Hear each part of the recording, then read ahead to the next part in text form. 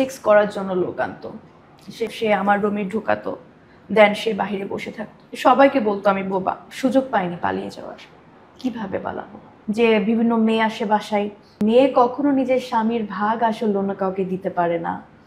সে আমাকে ঘুরেই হিট করে। সে একটা মানুষের খুন করতে 2 বার ভাববে না। হাত জোর করে তার কাছে ভিক্ষা চাইতো যে প্লিজ আমাকে মেরো না। এখানে আর এখানে ও খুব পয়েন্ট নিয়ে মারতো।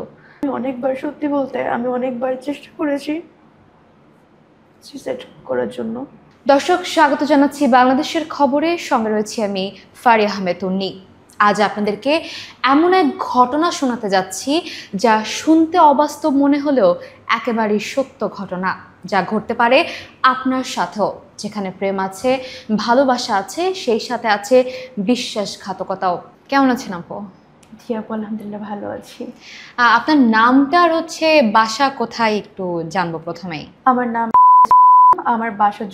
অনলাইনে পরিচয় থেকে বিয়ের মতো এত বড় সিদ্ধান্ত, যেহেতু প্রথম একবার আপনি জীবনে একটা ধাক্কা খেয়েছেন, এরপরে আবারও হচ্ছে বিয়ের সিদ্ধান্ত, কিন্তু সেটা অনলাইন থেকে।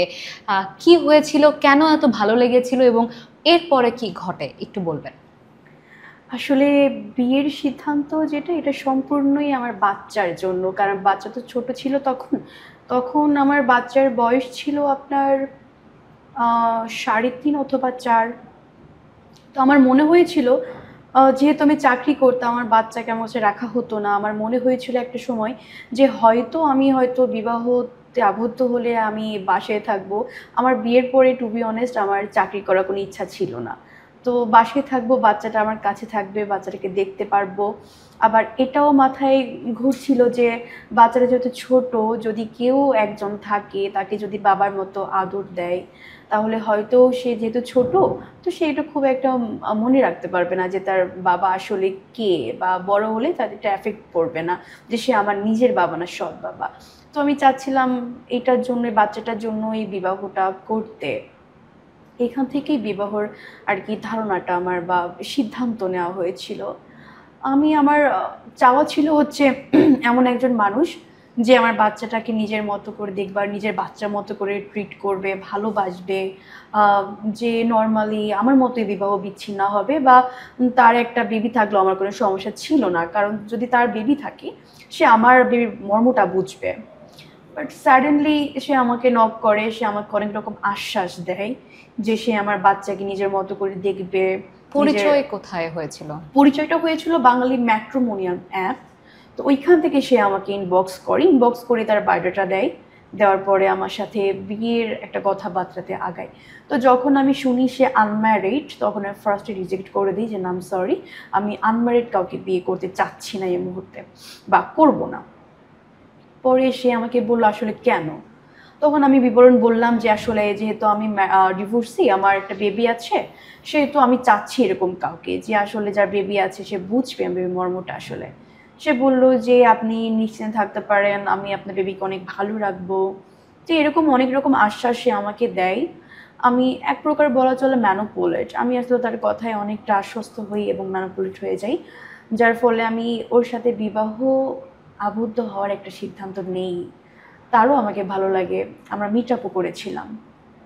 তো ভালো লাগা থেকে এক প্রকার ভালোবাসা, সে ভালোবাসা বলা যায় কিনা আমি জানি না, তবে হ্যাঁ খুবই ভালো লেগেছিল তার কথাবার্তা, বা তাকে দেখে কখনো আমার মনে হয়নি যে মানুষটা আসলে এমন হতে পারে, তার ভিতরে এমন আছে আসলে।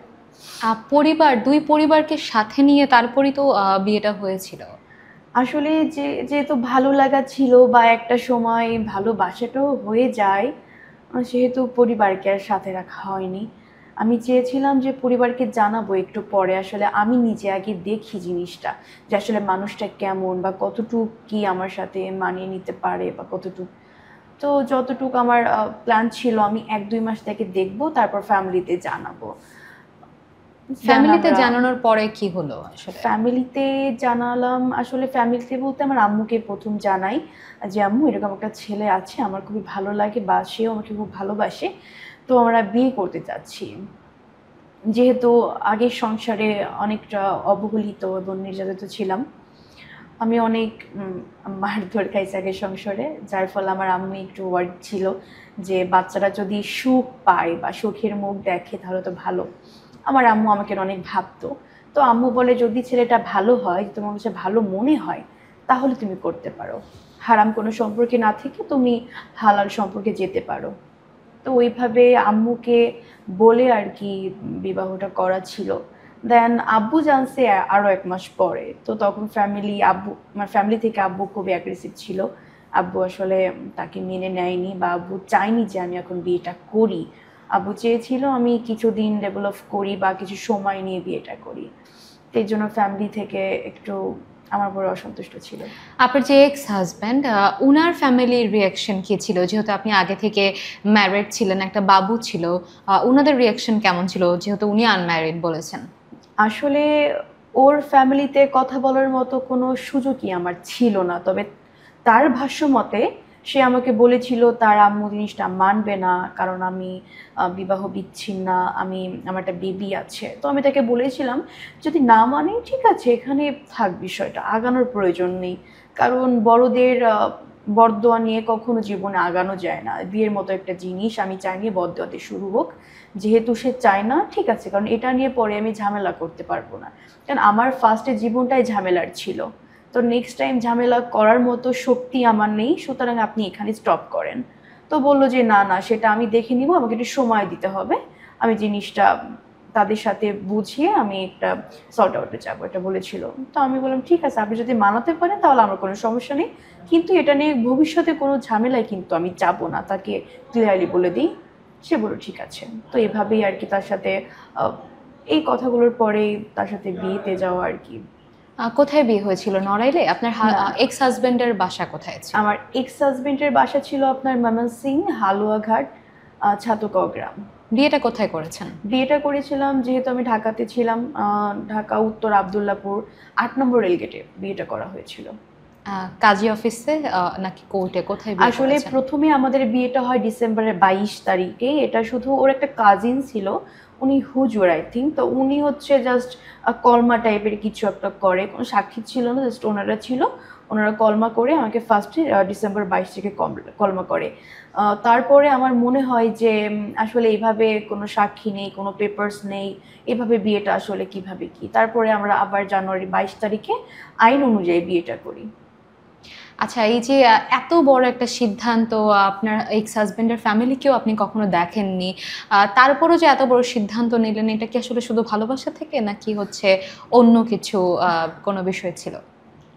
আসলে তার কথাবার্তায় তখন এমন ছিল যে তার তার কথা শুনে আমার বিন্দু পরিমাণ মনে হয়নি যে সে মানুষটা একটু উল্টোপাল্টা আছে। সে আমাকে যতটুকু বলেছে, তার বাবা নেই, তার বোনেদের সাথে কোনো সম্পর্ক নেই, তার মা আছে, তার মা অসুস্থ।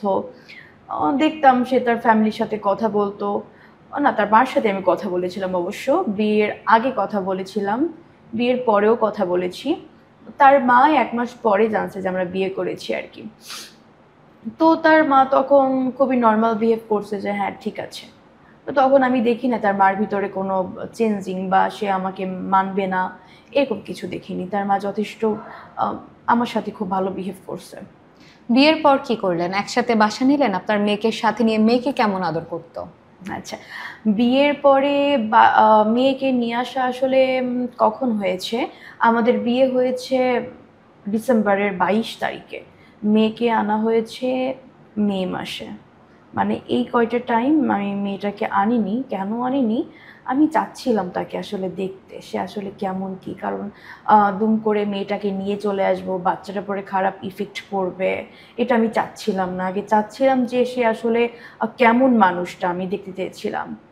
তো এর ভিতরে যেই জিনিসটা হয় আমার সাথে, বিয়ের 1 মাস পর, 1 মাস না, প্রায় 10-12 দিন পরে সে হুট করে বলতেছে যে আমার বিজনেসে অনেক লস যাচ্ছে, ফ্যামিলি চালাতে পারতেছি না, ওয়ার্কারে বেতন দিতে পারছি না, অনেক টাকা বেতন হয়ে গেছে, অনেক টাকা দেনা হয়ে গেছে। আমি মানে সে লিটারালি সে কান্না করে দিচ্ছে এরকম, আমি কি করব এখন, কোথায় যাব, এটা সেটা। আপু এমনও হয়েছে আমরা 2 দিন আসলে খাইনি কিছু, আমরা 2 দিন আসলে কিছুই খাইনি, শুধু পানি, এতটুকু। এমনও হয়েছে। তো ওই জায়গা থেকে আমার কখনো মনে হয়নি যে এই মানুষটার কাছে টাকা পয়সা নেই বা সে আমাকে চালাতে পারতেছে না, আমি থাকবো না, কখনো আমার এটা মনে হয়নি। আমার মনে হয়েছে এই যে এই মানুষটাকে যদি আমি একটু গড়তে পারি বা একটু ডেভেলপ করতে পারি, আমার লাইফটা সার্থক হয়ে যাবে। কারণ আপু, টাকাওয়ালা বা পয়সাওয়ালা লোকের কাছে তো সবাই চায়। টাকা নেই, পয়সা নেই, শূন্য পকেটে আসলে কতজন নারী থাকতে পারে। আমি এটাকে ভাগ্য মনে করতাম যে আমি একটা পুরুষের পাশে শূন্য পকেটে আছি। তো আমার এই থিংটা ছিল, যেখান থেকে আমি যেহেতু ইন্টার কমপ্লিট করেছি, আমি মার্কেটিং এক্সপার্ট, তো আমি একটা চাকরি খুঁজি। ইভেন মাশাআল্লাহ আমি চাকরিটা পেয়ে যাই। তো তাকে আমি বলি, যেহেতু তুমি ওই বিজনেসটা করতে আর কোনো কাজ জানো না, সেহেতু তুমি একটা কাজ করো, প্রশিক্ষণ নেওয়ার চেষ্টা করো, যেমন ড্রাইভিং আছে বা আদার অনেক কাজ আছে। আমি চাকরি করি, তুমি প্রশিক্ষণটা নাও, আমি দেখতেছি যতটুকু পারা যায় আমি তোমাকে হেল্প করব। তো ওই জায়গা থেকে আমার চাকরি করা, আমি মনে করি সকাল 9টায় যদি অফিসে যাইতাম, আসতাম রাত 8টা, কখনো কখনো জ্যাম থাকলে 9টা 10টা, কারণ আমার বাসা উত্তরাতে, আমার অফিস ছিল আপনার বাংলা মোটরে, অনেকটা ডিস্টেন্স। তো যখন আমি অফিসে যাই, ওই টাইমটায় আমাকে সে বাসে উঠে, সে ওই টাইমে মানে ফেরার পথে বিভিন্ন মেয়ে আনতো বাসায়, সে আমাকে উঠে দিয়ে বিভিন্ন মেয়ে আনতো বাসায়। এভাবে অনেক দিন এনেছে 2-3টা মেয়ে। তো দারোয়ানকে, যে সিকিউরিটি ছিল, তাকে বলতো যে আমার ওয়াইফের বোন। তো সিকিউরিটি আমাকে একদিন বলে যে আপু, আপনার কয়টা বোন? আমি বললাম আমার বোন তো একটা। এখানে তার সাথে কথা না, আমি মনে মনে নিজের সাথে কথা বলছি। আমি দারোয়ানকে বলিনি, কারণ আমি চাইনি যে আমাদের হাজব্যান্ড ওয়াইফের বিষয়টা আসলে বাহিরে যাক, যেহেতু ফ্যামিলি আমরা। তো আমি বললাম যে কেন? তখন উনি আমাকে বলে যে আপু, আপনার ভাইয়া বলে যে বোন আসতেছে, এক এক দিন এক একটা বোন আসে, আসলে ওরা কি আপনার বোন? আমি বললাম যে হ্যাঁ, আমরা 4 বোন। তো তো ওরা আবার ঢাকায় থাকে, তো মাঝে মধ্যে আসে। বলেছো আচ্ছা। তো আমি তাকে ডিরেক্ট ধরি নাই, আসলে আমি দেখছিলাম সে আসলে আর কি করে। তো একদিন দেখলাম একটা আননোন নাম্বার থেকে তার ফোনে মেসেজ আসছে, আহ, খুবই টাকা চাচ্ছে তার কাছে, যে আপনি আমার টাকা দিলেন না কেন, আমার টাকা এখনই দিতে হবে। তো আমি বললাম কিসের টাকা আসলে, যেখানে আমি আর তুমি ঠিক মতো খেতে পারছি না, তাহলে সেখানে কিসের টাকা, আসলে কি চাচ্ছে? পরে সে একদম ঘাবড়ে যায় যে কিছু না কিছু না, আমার একটা ফ্রেন্ড অনেকদিন ধরে আমার ওয়ার্কার, সে হচ্ছে টাকা পায়, সে বেতনের টাকা চাচ্ছে, এরকম এরকম, তুমি আমাকে একটু 5,000 টাকা ম্যানেজ করে দাও, আমাকে দিতে হবে অ্যাজ আর্লি অ্যাজ। এখন আমার তো ওয়ে নাই, আমি তখন বললাম যে আমার তো আসলে ওয়ে নাই। বাট আমার সন্দেহ ছিল তখন থেকেই, যে ওই যে আগে শুনেছি যে বিভিন্ন মেয়ে আসে বাসায়, আবার মেয়ে টাকা চাচ্ছে, আমার সন্দেহ ছিল। দেন আমি মেয়েটার নাম্বার চুপি করে নিয়ে তার সাথে কথা বলি আলাদা করে, যে আসলে আপনার সাথে সম্পর্ক কি। যখন আমি তাকে বললাম যে আসলে আপনি কে, তখন আমাকে বললে আমি ওর ওয়াইফ। তখন আমি খুবই মানে আকাশ থেকে পড়ার মতো একটা ব্যাপার, যে আমি ওর ওয়াইফ হলে আপনি ওয়াইফ কিভাবে হন, মানে ওরা বলে না আমি ওর ওয়াইফ না, he is my boyfriend and I am your girlfriend. আমি বললাম আপনি গার্লফ্রেন্ড হয়ে ওয়াইফ বলে ফেলতেছেন, আপনি কি জানেন না সে বিবাহিত? পরে বলে না আমি তো জানি না সে বিবাহিত। পরে বলতেছে যে আচ্ছা আচ্ছা, আমি একটা কথা বলি, আপনি যে 7 তলায় কি থাকেন? বললাম হ্যাঁ আমি 7 তলায় থাকি। পরে বলে যে আচ্ছা ওইখানে তুমি প্রায়ই যাই, বলে ওইটা ওর বন্ধুর বাসা, বন্ধু আর বন্ধুর ওয়াইফ চাকরি করতে যায়, তো ওই বাসাটা ফ্রি থাকে, তখন হচ্ছে ওকে নিয়ে আসে। তো আমি তাকে সম্পূর্ণ ঘটনা বলি। সে আমার কাছে ঘটনাটা স্বীকার যাওয়ার অপরাধে, ওই মেয়েটার নাম ছিল জান্নাত, তো ওই মেয়েটাকে সে অকথ্য ভাষায় গালিগালাজ করে যে কেন সে স্বীকার আসলো আমার সাথে। তো এটা হওয়ার পরে আমার তখনই যে নাম থাকবো না, আমি এত কষ্ট করে চাকরি করি তোমাকে তোমার ফিউচার ব্রাইট করার জন্য, তুমি বাসায় এগুলো করো আসলে। পরে মানে আমি তখন খুব ইমোশনাল হয়ে যাই। আসলে স্বামী তো, একটা মেয়ে কখনো নিজের স্বামীর ভাগ আসলে অন্য কাউকে দিতে পারে না। ডেফিনেটলি। আর যেহেতু তাকে আমি ভালোবেসে বিয়ে করি, আমার আগের হাজবেন্ডকে আমি ভালোবেসে কিন্তু বিয়ে করিনি, তাকে আমি ভালোবেসে বিয়ে করি, তো তার থেকে এই জিনিসটা মানে আমার কাছে তখন বড় একটা ধাক্কা ছিল। বিয়ের কয় মাস পরে আসলে জানতে পারলেন এই ঘটনাগুলো? 1 মাসের ভিতরেই। আচ্ছা, যে প্রথম ভালোবাসার মানুষকে এইভাবে দেখছেন, এরপরেও আসলে সংসার চালিয়ে যাওয়ার কি কারণ ছিল? আসলে আমি মনে করতাম মানুষ পরিবর্তনশীল, আল্লাহ চাইলে সবাইকেই পরিবর্তন করতে পারে, যেহেতু সে আমার কাছে অনেকবার মাফ চেয়েছে, অনেক কান্নাকাটি করেছে, তখন তো আসলে বুঝি নাই তার কান্নাকাটিটা আসলে অন্যরকম। সে দেখলাম ছেলের চোখ থেকে পানি পড়তেছে, সে খুব অনুতপ্ত, সে মাপ চাচ্ছে, সে ইভেন আমার পায়েও ধরেছে। সেহেতু আমি আর তারপর রাগ করেছিলাম না, তাকে বললাম ঠিক আছে, মানুষ পরিবর্তনশীল, সুযোগ আল্লাহ সবাইকেই দেয়, আমিও তোমাকে দিলাম, চেষ্টা করো ভালো হওয়ার, কিন্তু আমি চাকরি করব না। কারণ আমি চাকরি করব, তুমি অবসর টাইমে এগুলো করবে, এগুলো হবে না। আমি চাকরি করেছি, তুমি তোমার সুযোগের রসদ ব্যবহার করেছো, এখন তোমার সংসার তুমি কিভাবে চালাবা সেটা তোমার ব্যাপার। তো আমি চাকরিটা ছেড়ে দিই। এভাবে চাকরিটা ছেড়ে দেওয়ার পরে সে সংসার চালাতো খুব ভালোভাবেই, কিন্তু কিভাবে চালাতো এটা আসলে কখনো আমাকে বলতো না। আপনার কখনো মনে হয়নি যে আপনার হাজবেন্ড কি করছে, কি কাজ করে? আমি তাকে জিজ্ঞেস করি যে আসলে তুমি করছোটা কি, বা সংসার চলছে কিভাবে, তুমি তো কোনো অফিসেও যাও না, বা রুটিন মাফিক তো তুমি কোনো কাজেও যাচ্ছ না, তাহলে আসলে চলছে কিভাবে সংসারটা। তখন বলে যে এরকম একটা কথা বলে যে আম খাও, আটি গুণে লাভ কি। আমি বললাম আমার হাজবেন্ড, আমি জিজ্ঞেস করতেই পারি যে আসলে তোমার আর্নিংটা কই থেকে আসতেছে। তখন বললো আমার ব্যবসা থেকে কিছু টাকা আসছে, লাভের টাকা, ওইখান থেকেই চলতেছে। ঠিক আছে, চলতেছে। এর ভিতরের মাও দুই একবার ঘুরে গেছে, ঘুরে যাওয়ার পরে একটা টাইম দেখলাম সে আর ঘরে বাজার করছে না, সে ঠিক মতো মানে বাজারই করছে না আসলে। মানে আজকে দুপুরে খাওয়ার পরে রাতের জিনিসটা, রাতের খাবারটা নাই, এরকম 2-3 দিন হয়। হওয়ার পরে সে আমাকে একটু অফার করে, প্রথমে একটা অফার করে যে দেখো অনেক তোমার ভয়েস ভালো আছে, তুমি একটা কাজ করতে পারো। অনেকে না ভিগো লাইভ আপনি শুনেছেন বোধ হয়, ভিগো লাইভ করে, ওইখান থেকে পয়েন্ট আসে, ওইখানে হচ্ছে হোস্ট হিসেবে কাজ করতে হয়, ওইখানে তুমি করলে ভালো প্রফিট হবে, ভালো কয়েন আসবে। বললাম ঠিক আছে, যদি বাসায় বসে যদি হোস্ট হিসেবে কাজ করে যদি আর্নিং আসে তাহলে আমার তো কোনো সমস্যা নেই। তো এইভাবে ফার্স্টে হচ্ছে ওইখান থেকে শুরু করা। ও আমাকে কখনোই জিনিসটাতে ফার্স্ট টাইম আনেনি, ধাপে ধাপে এনেছে। তো যখন আমি লাইভটা শুরু করি বা ওই হোস্টিংটা শুরু করি, তখন দেখতেছি এখানে কোনো আর্নিং আসছে না। লাইভে কি কাজ করতেন? লাইভে আসলে হোস্টিং বলতে লাইভে যাওয়ার পরে জাস্ট ওই যারা এজেন্ট ছিল তার স্ক্রিপ্ট লিখে দিত, আপনি লাইভে গিয়ে আসলে কি স্ক্রিপ্ট বলবেন। অনেকে হচ্ছে বিগো লাইভটা কি, বিগো লাইভটা জয়েন করলে আসলে কি হবে না হবে, জাস্ট এরকম প্রমোশনাল একটা লাইভ করি। বাট ওইখান থেকে তেমন একটা পেমেন্ট আসে না, মাস গেলে 1,000 টাকা, 2,000 টাকা। বাট তার তো তখন হিউজ পরিমাণ টাকার দরকার। সে তখন আমাকে বলে যে না, এভাবে হচ্ছে না, তোমাকে আরেকটু কষ্ট করতে হবে। কেমন কষ্ট? তখন আমি খাটে বসা, সে আমার পাশে বসে, বসে আমার মাথায় খুব সুন্দর করে এভাবে হাত বোলাচ্ছে।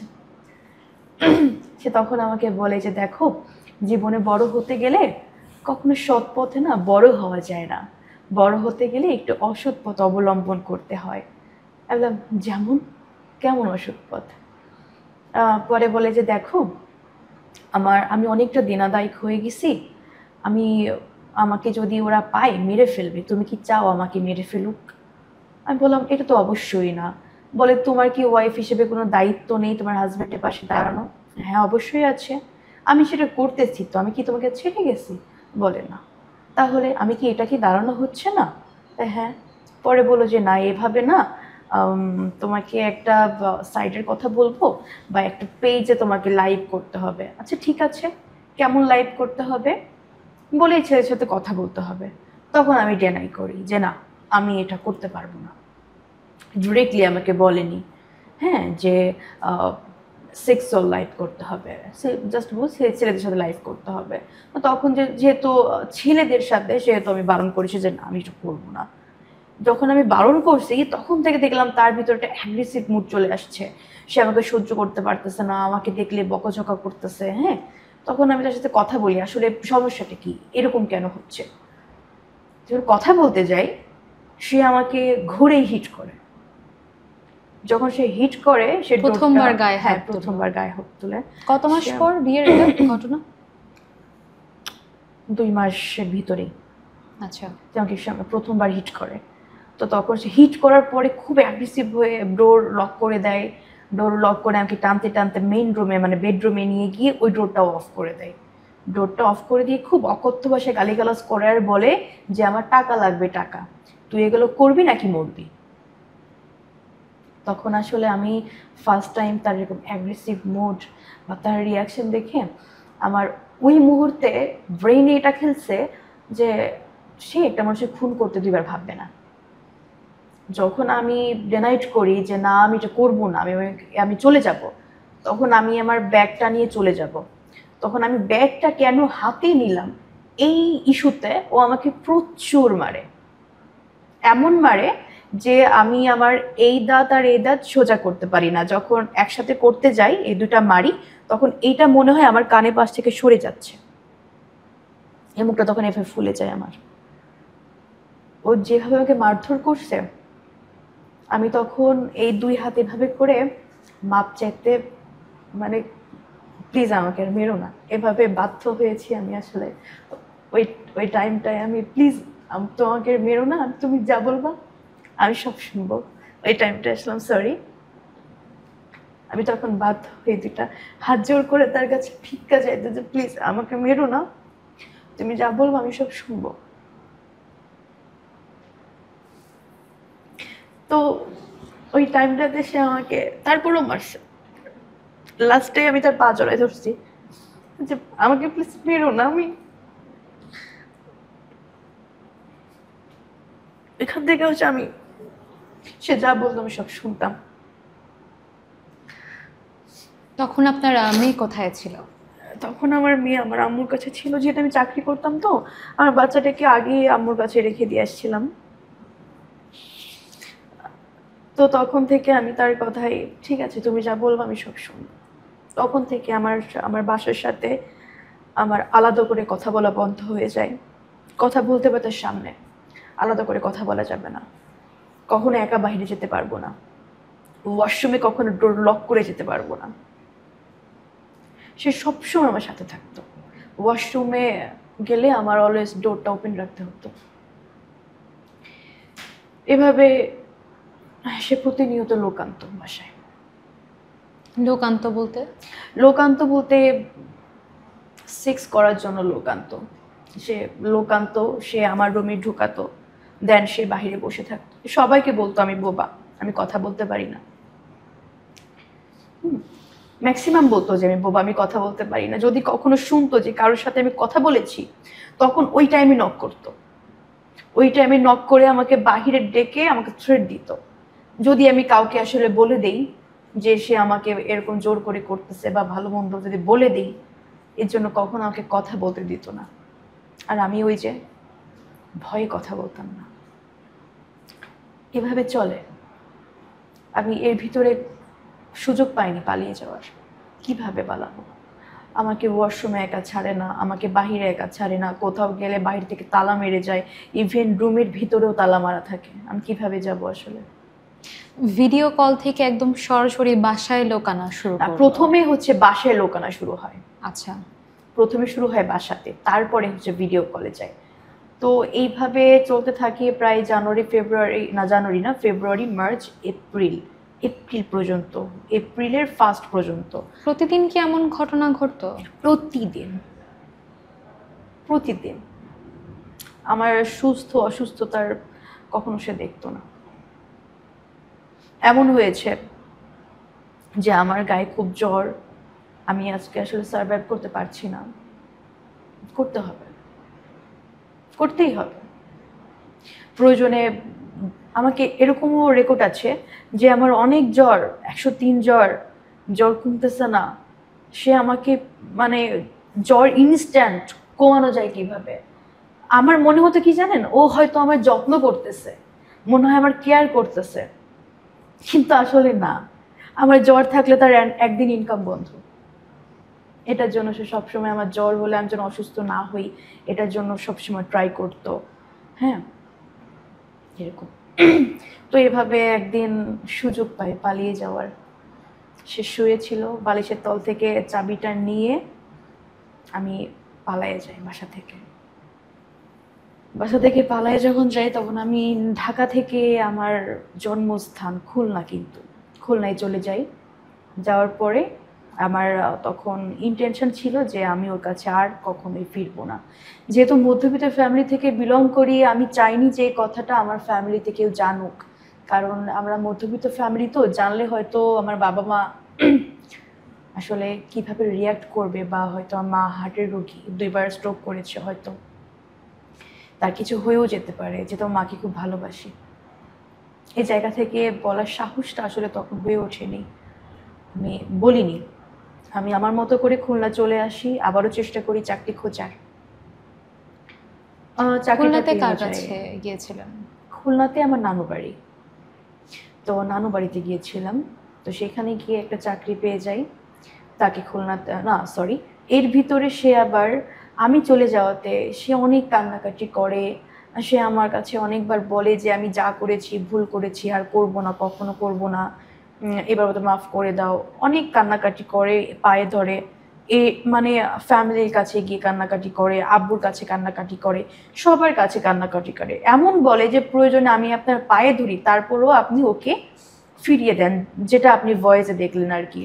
ঠিক এইভাবেও প্রথমবার সবার কাছে তার হাতে পায়ে ধরে সে এমনও বলে যে প্রয়োজনে আমি আমার জায়গা জমি সব কিছুর নামে লিখে দিব, তারপরেও আমার ওকে চাই। মানে বিষয়টা কেমন না, যে একজনকে ভালোবেসে সে খুব পাগল হয়ে যাচ্ছে। সে আমাকে কথা দেয় আমি যা করেছি ভুল করেছি, আমি এরকম কখনো আর করবো না, প্রয়োজনে আমি কোরআন শরীফে হাত রেখেও কসম কাটবো, আমি কখনো এরকম আর তোমার সাথে করব না, প্রয়োজনে আমি ইট ভেঙে তোমাকে খাওয়াবো, তারপরে এই কাজ আর কখনো করবো না আমি। তখন কি আপনার পরিবার জিজ্ঞেস করেনি যে কি হয়েছিল হাজবেন্ডের হ্যাঁ, সাথে? তখন আমি বলেছিলাম যে সে আমার গায়ে হাত দিয়েছে, এই জন্য আমি চলে আসছি। আমি তখন এটা বলিনি তাদেরকে।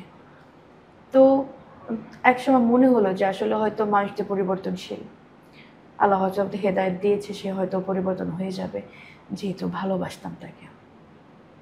তার হয়তো জিনিসটা অভিনয় ছিল, বা সে হয়তো আমাকে তার ইনকাম সোর্স ভাবতো, বাট আমি তো আসলে ভাবতাম না।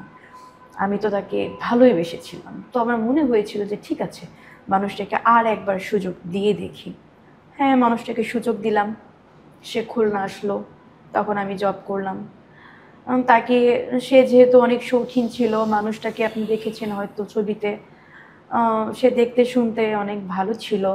আমি চাইনি সে ইট ভাঙা বা এরকম কোনো কাজ করুক। আমি খুঁজছিলাম যে কিছু না হলেও একটা অফিসে থেকে সে টি বয় অথবা আপনার মার্কেটিংয়ের কোনো কাজ যে অফিসে বসে করা যাবে এমন কোনো কাজ। আমি চাইনি সে আসলে রৌদ্র রৌদ্র ঘুরুক বা সে কষ্ট করুক, এতটা আমি চাইনি আসলে। এত কিছুর পরেও কি মানুষটার প্রতি ঘৃণা আসে নাই? না, আসলে আমি তো এতটা ঠুনকো ভালোবাসিনি। ভালোবাসা তো অনেক গভীরে ছিল। যেহেতু মাফ করে দিছি, সব কিছু ভুলে গেছি। তো তাকে চেষ্টা করতাম যে এরকম একটা জব দেওয়ার জন্য আমি খুঁজতাম। তো খুলনা যতদিন ছিলাম ভালো ছিলাম, এর মাঝে আমি মেয়েটাকে নিয়ে আসি এটাকে টেস্ট করার জন্য, যে আসলে সে কতটুকু পরিবর্তন হয়েছে বা কতটুকু বাচ্চাটাকে সামলাতে পারে। যখন মেয়েটাকে নিয়ে আসি, তখন মেয়েটার সাথে অনেক খারাপ বিহেভ করে সে। মেয়েটাকে সহ্য করতে পারতো না। আমার বাচ্চা তো, মানে আমার বাচ্চাটা একটু দুষ্টু টাইপের, প্রতিটা বাচ্চাই দুষ্টুমি করবে, এটা বাচ্চার একটা বেড়ে ওঠার অংশ আমি মনে করি। তো বাচ্চা একটু দুষ্টু, তো ঠিক এটা পছন্দ করতো না।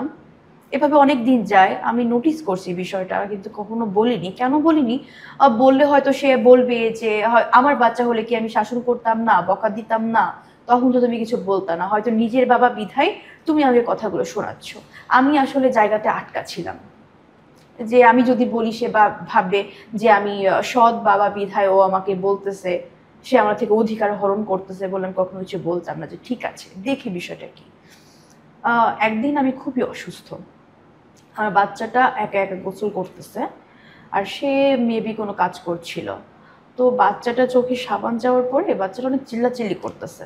তো ও কি করছে, ট্যাপটা ছেড়ে বাচ্চাটাকে ট্যাপের তলে ধরে রাখছে। যেহেতু বাচ্চা মানুষ, পানি যখন আপনার উপর থেকে পড়বে একবারে নিতে পারবে না, ওদের কিন্তু নিঃশ্বাস বা প্রশ্বাসের মধ্যে খুবই কম। তখন ও নিঃশ্বাস নিতে না পেরে হাত পা এভাবে ছাড়াছাড়ি করতেছে, আর এভাবে ধরেই রাখছে ও।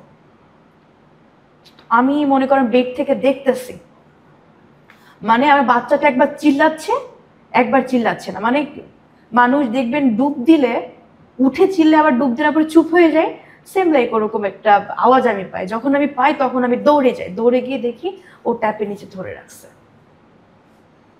তখন আমি জিজ্ঞেস করলাম যে ও বাচ্চা মানুষ এবং ট্যাপের নিচে ওকে ধরে রাখছে এতক্ষণ ধরে কেন? পরে বলে আমি তো ভাবছি চোখে সাবান, এই জন্য ধরে রাখতে চলে যাবে। তো এটা তো কোনো অজুহাত হতে পারে না। ও যেহেতু অ্যাডাল্ট, তো বোঝা উচিত যে বাচ্চা মানুষ ট্যাপে, আপনাকে যদি আমি নর্মালি বলি, যদি আপনাকে যদি 2 মিনিট বা 1 মিনিট ধরে রাখি পানির নিচে, আপনি কি সঠিকভাবে নিঃশ্বাস নিতে পারবেন? খুবই স্বাভাবিক না? যেহেতু বাচ্চা মানুষ। তারপর আমার মনে হলো যে আসলে আমার বাচ্চার বাবার থেকে বোধহয় জীবনের মূল্যটা বেশি। আজকে জিনিসটা হয়েছে, কালকে যার একটা জিনিস হবে না, এর তো কোনো গ্যারান্টি আমি দিতে পারতেছি না। তখন আমি বাচ্চাটাকে আবার বাপের বাড়ি রেখে আসি। তখন আপনার হাজবেন্ডের ব্যবহার কেমন ছিল, আপনার প্রতি ব্যবহার কেমন ছিল? তখন আমার প্রতি ব্যবহার তার ভালোই ছিল। সে ভালো সার্ভাইভ করছে অনেক দিন ধরেই। মানে অনেক দিন বলতে মে, মার্চ, এপ্রিল, মে, জুন, জুলাই পর্যন্ত সে আমার খুলনাতে ছিলাম। সে ভালো বিহেভ করছে। এই যে এই 4 মাসে সে আমার সাথে খুবই ভালো বিহেভ করছে। অ্যাজ এ হাজব্যান্ড সে আমাকে ঘুরতে নিয়ে গেছে, আমার সাথে অনেক ভালো ভালো মুভমেন্ট কাটাইছে। একটু বাচ্চাটার প্রবলেম ছিল, যেহেতু সেকেন্ড ম্যারেজ হয়েই গেছে, আমাকে তো কিছু বিষয় মানায় নিতে হবে। তো আমি ভাবলাম ঠিক আছে, ওকে একটু আরেকটু সময় দিই, হয়তো কিছু একটা হবে বা ওকে একটু ভালো করে বোঝাই। তো সে হুট করে বলতেছে যে আমার কক্সবাজারে একটা চাকরি হয়ে গেছে। তো আমি তখন একটু কেমন কেমন লাগতেছে। কক্সবাজারের চাকরি, রেফার কি, কে রেফার করলো? বলে আমার খালাতো ভাই আছে, সে আমাকে রেফার করছে, কক্সবাজার হোটেলে আমার ম্যানেজার পোস্টে চাকরি হয়ে গেছে। এভাবে 10 পাস একটা ছেলে ম্যানেজার পোস্টের চাকরি, মানে কোয়ালিফিকেশনটা তো মিলে না পোস্টের সাথে। বললাম হতেই পারে রেফারে। তো সে বলে আমরা কক্সবাজার শিফট হব। ঠিক আছে, খুলনা থেকে কক্সবাজার চলে গেলাম। আমি যখন কক্সবাজার যাই, যাত্রাপথে যখন আমি বাসে, তখন আমি তাকে রিকোয়েস্ট করি, দেখো তোমার ভরসাতে কিন্তু আমার নিজের দেশ ছেড়ে অনেক দূরে যাচ্ছি, এমন কোনো কাজ করো না যে কাজটাতে আমি আসলে ভাবতে বাধ্য হয়েছি তুমি পরিবর্তন হওনি। বলে না, কি যে বলো, আমি আর এরকম কাজ কখনো করবো না। সে কক্সবাজারে যাই, হাতে গোনা সে আমার সাথে 7 দিন ভালো বিহেভ করে। 7 দিন ভালো বিহেভ করার পরে একদিন দেখলাম সে আমার প্রতি খুব অ্যাগ্রেসিভ, আবার অ্যাগ্রেসিভ, খুব রাগান্বিত। কিছু বললে আমার সাথে খিটখিটে মেজাজ দেখাচ্ছে, কিছু বলে গালিগালাজ করতেছে। আমি তোকে বললাম কি সমস্যা? এই কি সমস্যা বলতে গেছি, এর জন্য মারতেছে। তোকে আমার বলতে হবে কি সমস্যা? এটা তো কোনো কথা না। তখন আমি বললাম তুমি আমাকে আবার হাত দিছো, তুমি আসলে চেঞ্জ হওনি, তুমি চেঞ্জ হওনি, আমি এক মুহূর্ত থাকবো না, আমি এখান থেকে চলে যাব। যখন আমি এখানে চলে যাব, কেন আমি চলে যাব, এটার জন্য আবার মারছে আমাকে। মারটা ছিল ফার্স্টে যেভাবে মেরেছে তার থেকে আরো বেশি হাই লেভেলের। ও না খুব ক্যালকুলেশন করে মারতো। মনে করেন আমি জাস্ট স্যাম্পলিং দিয়ে বোঝাই, আপনি এখানে আছেন, ঠিক কতটা স্টেপ পিছনে গেলে মানে একবারে লাথি দিলে আপনার মুখে লাগবে, তো ঠিক এই ক্যালকুলেশনটা করে না আমাকে ও মারধর করতো। আসলে বিষয়টা এরকম ছিল, আমি যদি বিবরণ দিই আমার মারধরের, রুমটা অনেক বড় ছিল। সে আমাকে ফেলে আমার চুল ধরে, আমরা গ্রামের ভাষায় বলি আছড়াতে আছড়াতে বা হাঁচড়াতে, বুঝেন কিছু, মানে জাস্ট সে আমাকে ফ্লোরে আমাকে মারধর করছে, দেন আমাকে হাঁচড়াইতে হাঁচড়াইতে রুম থেকে বারান্দায় পর্যন্ত নিচ্ছে চুল ধরে। তখন কিন্তু মনে করেন ফ্লোরে অনেক রকম জিনিস থাকে, আর যেহেতু যেখানে ছিলাম একদম একদম টপে ছিলাম, তো তখন হচ্ছে নতুন নতুন ছাদ আর কি ঢালাই হবে, আপনার ছোট ছোট ইটের কুয়া ছিল।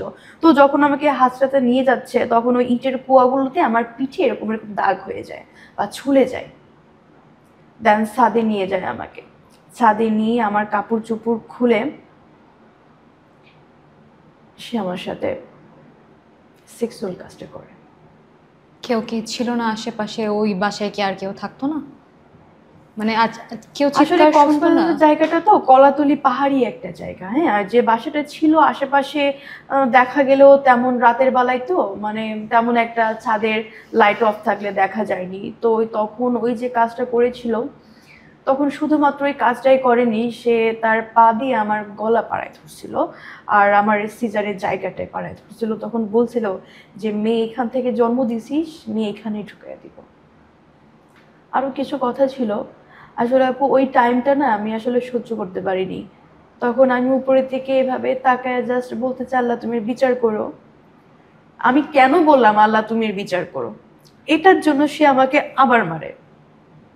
তখন আমাকে বলে অভিশাপ দিচ্ছিস, জীবনের দায়ের দয়ে শকুন মরে না, বা শকুনের দয়ে দাঁড় মারার একটা কথা আছে, বা যে কথা আছে না যে ওই যে শকুনে কখনো দোয়া করলে আসলে গরু মরে না, তো আমাকে বলতেছে আর মারতেছে যে আল্লাহর কাছে বিচার দিস, জীবনে শকুনের দোয়ায় গরু মরে না, তুই তো একটা তুই তো একটা, তোর কথা আল্লাহ শুনবে, তোর মনে হয় আল্লাহকে খেয়ে দে কাজ নাই, এমন একটা মন্তব্য সে করে।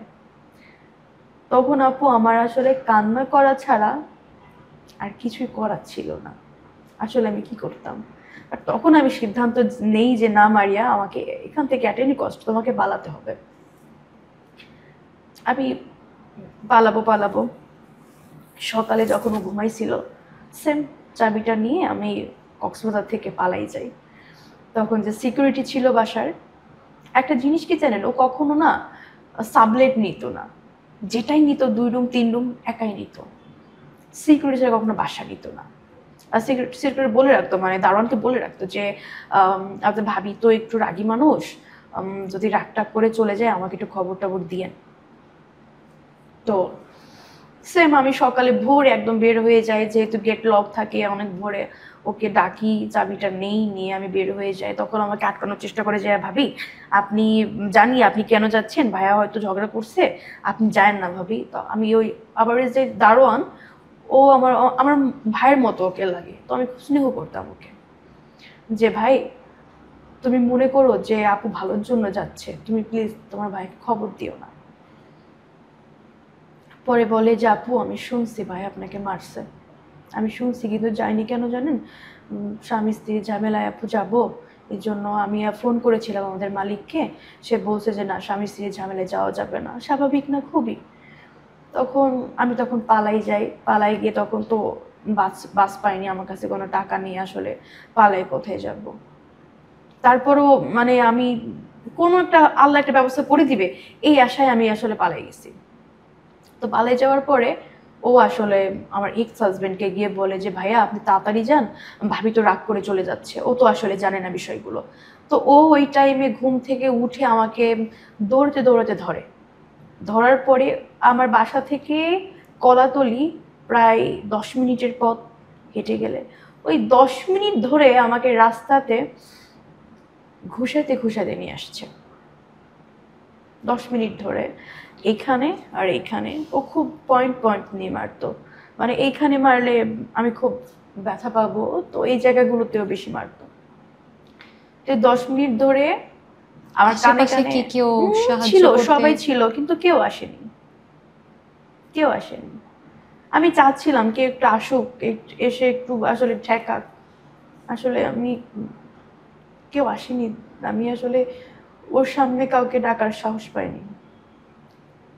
কাকে ডাকবো বলেন, সে যদি বলে যে আমার ওয়াইফ, আমাদের ভিতরে হাজবেন্ড ওয়াইফের ঝামেলা, সবাই তো বলে ঠিক আছে আপনার ঝামেলা আপনি বাসায় গিয়ে মিটান।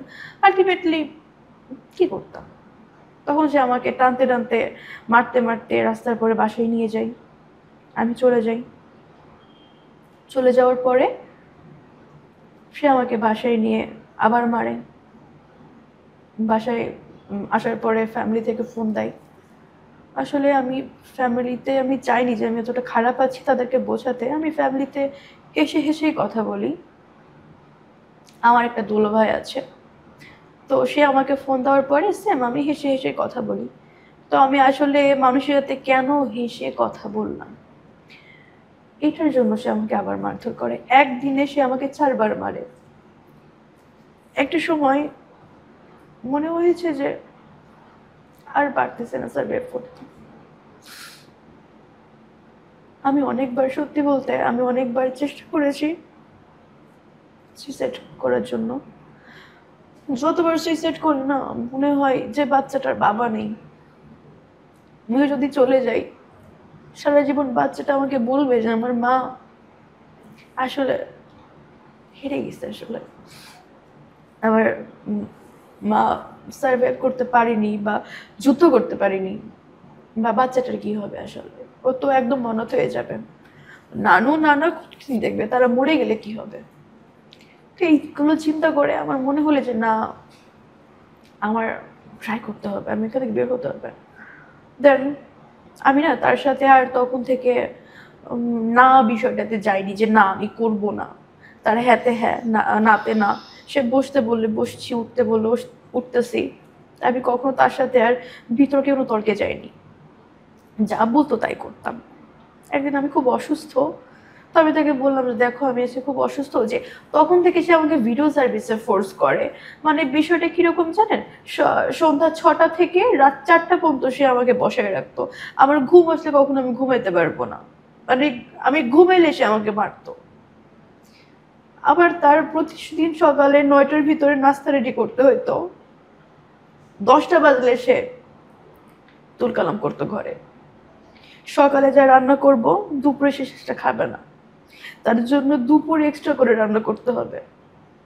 ঘর কখনো এলোমেলো থাকলে সে আমাকে অনেক রকম কথা শোনায়, গালি দেয়, এ ভয়তে আমি কখনো ঘরে এলোমেলো রাখতাম না। আসলে আমি ঘুমাবো কখন, আমার তো একটা ঘুমের প্রয়োজন, আমি তো একটা মানুষ। এক 1-2 ঘন্টা, সরি, 1-2 ঘন্টা যখন ঘুমাইতাম, দেখা গেলো তখন একটা কাজ আসছে, তখন আমাকে ডাক দিল যে এই কাজটা 10-20 মিনিট করে দাও, না করলেই মারতো। আসলে তখন ওর মারের পরিমাণটা এত বেশি ছিল যে আমার মনে হইতো আমি যদি পুলিশ কল করি বা যদি আমি যদি কোনো চেষ্টা করি, যদি ও ধরে ফেলে একবার, ওইটা ও হয়তো আমাকে জানেই মেরে ফেলবে। এই ভয় থেকে কখনো পুলিশকে রিপোর্ট করা বা পুলিশের কাছে যাওয়া হয়ে ওঠেনি। ভিডিও সার্ভিসিং এর কথা বলছিলেন, হ্যাঁ, কিরকম ছিল এটা একটু? কিরকম বলতে, একটা ব্র্যান্ড প্রমোশনের কাজ নর্মালি যেরকম হয়ে থাকে ওরকমই, কিন্তু টপিক্সটা ডিফারেন্ট ছিল, 18+ ছিল। মনে করেন একটা প্রোডাক্ট আমি সেল করতেছি, যে আমার প্রোডাক্টটা ভালো আছে, আমাদের দামটা ওর থেকে কম আছে, আপনি আসেন, ইনবক্স করেন, পেমেন্ট করে সার্ভিসটি নিন। নর্মালি এরকমই লাইফটা ছিল। হ্যাঁ, হয়তো আপনার যেহেতু প্রফেশনের জায়গা থেকে আপনার বিভিন্ন এক্সপ্রেশন দিতে হইতো বা একটা রিয়েলিটি বোঝানোর চেষ্টা, মানে সে আমাকে বলতো যে মানুষ যাতে না বুঝে যে আপনি জোর করে করতেছেন এরকম। হ্যাঁ, বিষয়টা কিরকম যে খোলামেলা পোশাকে করতে হতো বা এমন কিছু? না না, এই বিষয়টা কি, যখন আমাকে অফার করে ভিডিও সার্ভিসের বিষয়টা, তখন আমি তাকে বললাম যে ঠিক আছে আমি তোমার কাজটা করব, কিন্তু তোমার কাছে একটা রিকোয়েস্ট, তুমি আমার ফেস কখনো রিলিজ করতে পারবে না। বলে ঠিক আছে, তো আমার যদি টাকা আসে, আমার টাকা আসলে হচ্ছে, আবার অন্য কিছু প্রয়োজন নেই। তো সে ফেসটা কখনো রিলিজ করতো না। আর যে বিষয়টা বললেন ঠিক একটা ওরকমই ছিল। মানে দেখেন, আপনি আর প্রোডাক্টটা কেন কিনবেন, আপনাকে যদি উৎসাহিত করতে না পারলাম আপনি কেন আসবেন, লাইফটা ঠিক এরকমই ছিল। তো অনেক রুলস ছিল লাইফে, যেমন আমি গোমরা মুখ করতে পারবো না, সবার সাথে হাসি মুখে থাকতে হবে, তো রিয়েলিস্টিক, যাতে মনে হয় যে আমি হ্যাঁ মানে মানে আমি একজন প্রফেশনাল গার্ল, এরকম একটা কলকার, এরকম একটা যেন মনে হয় রিয়েলিস্টিক।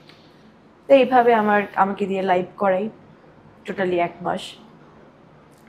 পরের মাসে আমি আবার সুযোগ পাই। ওই 1 মাসে আমি মনে করতাম বা মনে করেছিলাম যে ওর বিশ্বাসটা টুকটাক আমি অর্জন করতে পেরেছি। তখন ও আসলে আমার পরে বিশ্বাস করা শুরু করে যে আমি হয়তো ওর সাথে আছি। তো একদিন আমি সুযোগ পাই, সেদিন পালাই যাই কক্সবাজার থেকে। পালাই যাওয়ার পরে ঢাকা চলে যাই।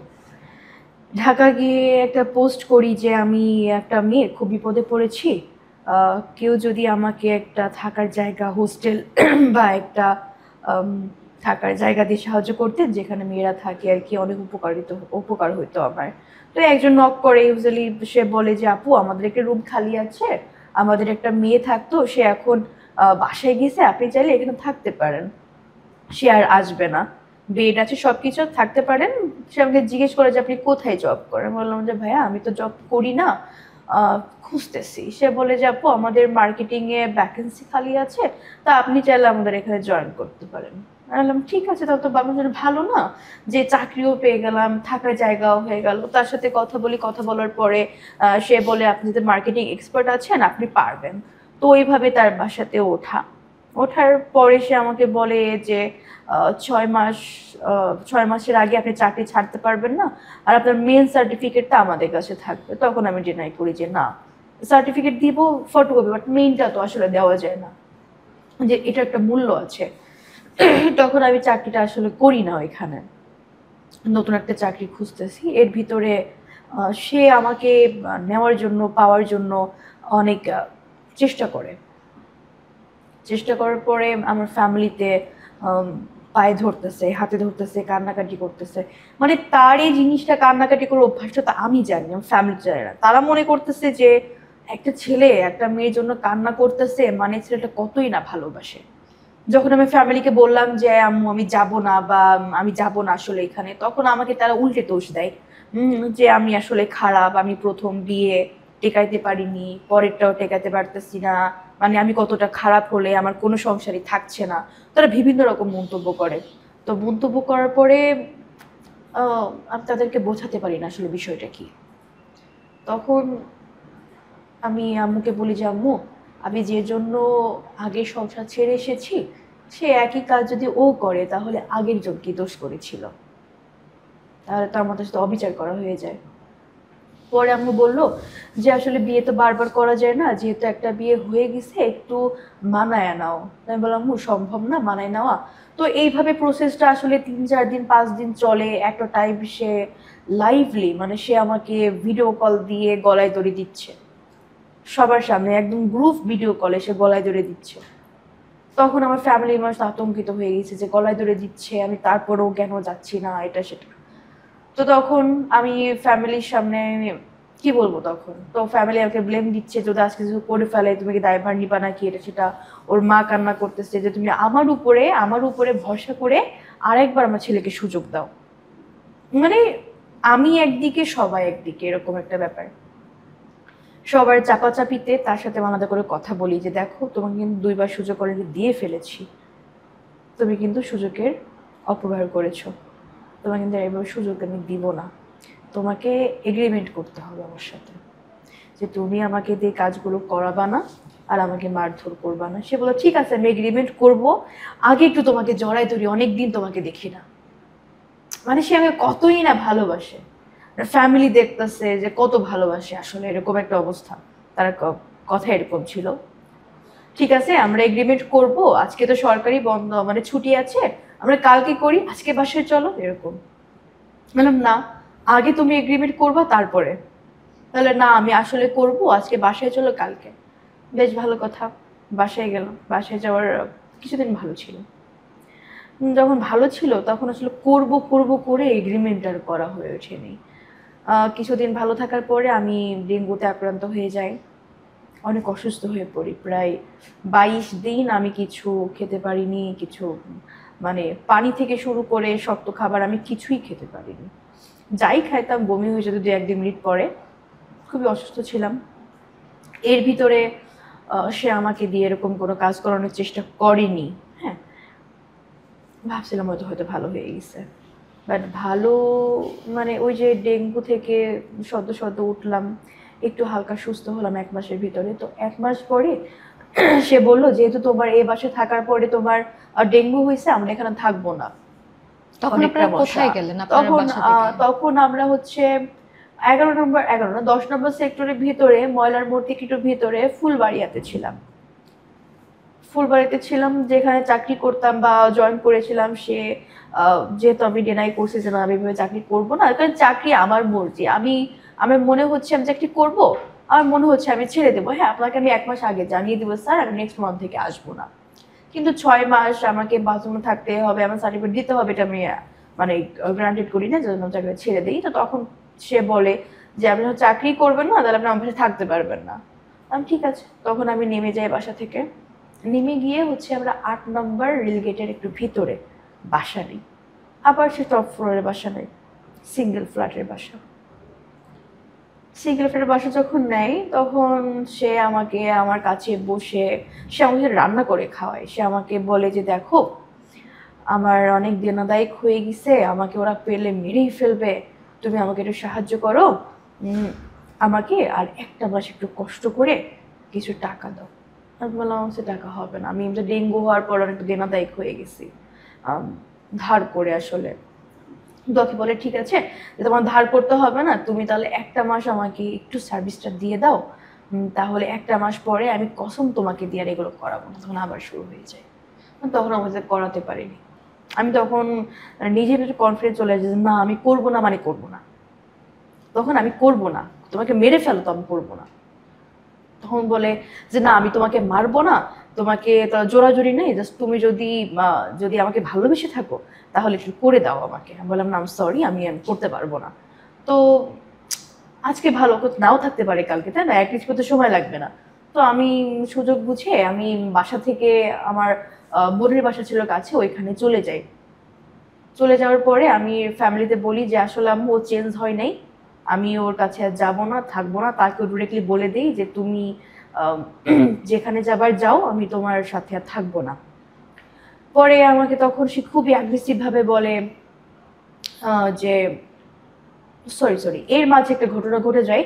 সে আমাকে অফার করার পরে সে কোথাও যেন যায়, আমাকে রুমে তালা মেরে ওর প্রেজেন্ট ওয়াইফের কাছে যায়, আই থিঙ্ক, জানতাম না। তো সে আমাকে হ্যাঁ একটা এসএমএস দিয়ে খুবই প্রেজেন্ট গালিগালাজ ওয়াইফ করে। বলতে উনি কি আরেকটা বিয়ে করেছিলেন? এটা আমি আপনাকে পরে বলছি। তো সে আমাকে খুবই গালিগালাজ করে ভাই বলতেছে, আমি উচ্চারণ করি যে তুই এখনই এত মিনিট দিবি, বুঝোস নাই, তুই দিবি মানে দিবি, এই কয়জনরে এত মিনিট, এই কয়জনরে এত মিনিট।